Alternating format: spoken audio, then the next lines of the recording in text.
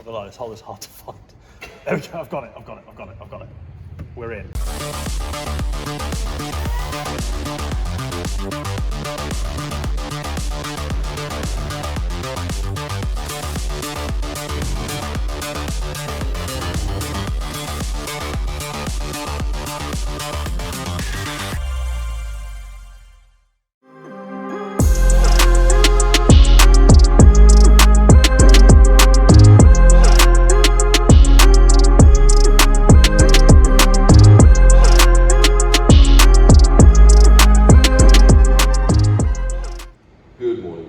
Good morning, young Dan.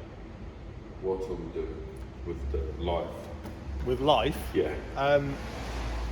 So we're back again doing the same Stuff. dumb things we used to do. Yeah, both of us back at it again. Mm-hmm. So so we've got 2005 Seat Ibiza 1.820 valve, 150 horsepower, K280 hybrid turbo from our friend Nick at Decimal Tenths, Scorpion Sports Cat, Bosch 550 injectors, 8mm math, all the normal, I say this all the time, the normal modifications. For a standard stage 3 180.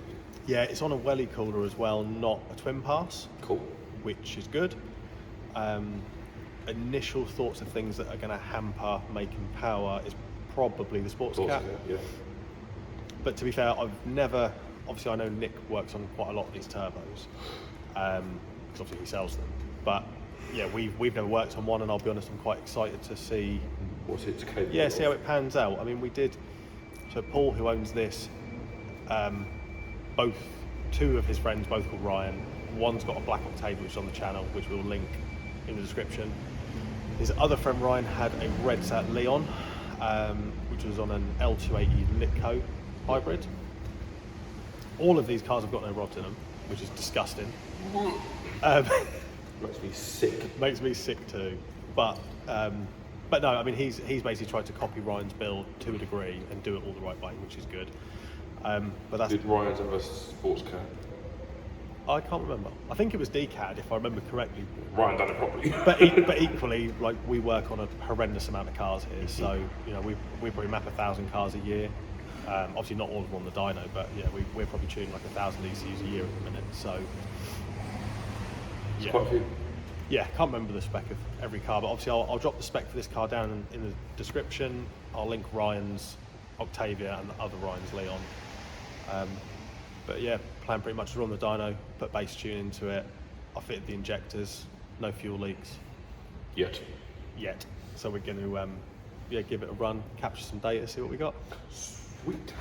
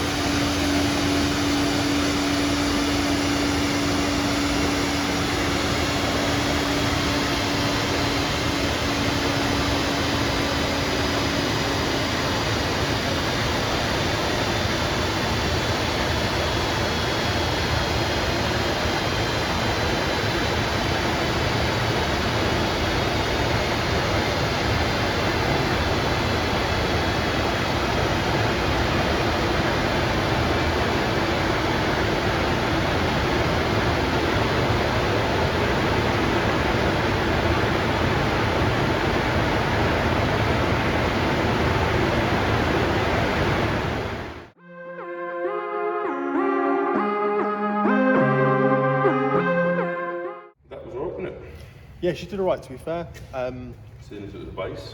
Yeah, just running low duty. What kind of duty? Like 30%, just a global 30% duty. Okay. So it's obviously different tuners do things different ways. To be fair, I actually learned the trick from a couple of different tuners who actually do completely different stuff. One of them does a lot of OEM, the other one does a lot of standalone. but a lot of the time when they're working on a turbo, they don't know, they'll run anything up to 50% duty flat. Obviously, again, this rule does depend on what springs in the wastegate or what the actuator's set to. If the actuator's set at a bar, you're not just going to run 50% duty. Obviously, depend on the application.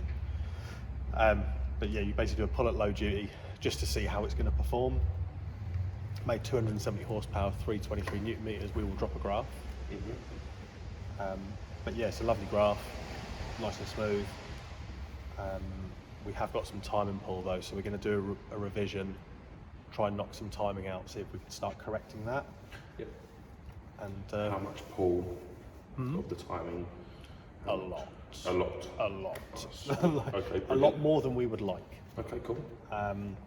Peak is about 7.5 degrees. So the odd thing though is it didn't, without being one of them guys, because obviously we data log everything for a reason. But when these pull a lot of time, and like normally they splutter, they hesitate. Yeah. Didn't do any of that. Didn't sit coughing or spluttering. Yeah, and you can normally see them puff smoke out the exhaust as well. Like, they'll puff a bit, and it was spot on. It did back-to-back passes as well. Very clean pulls, no issues. So yeah, there's definitely something going on somewhere, or it could just be a restriction, and the ECU is trying to pull timing out. Because I believe if it was knocking enough to generate those kind of numbers, it wouldn't have given a nice smooth run. No. But so yeah, we're going to get a revision sorted, put that on, go again, see what we get. Sweet, let's do that then.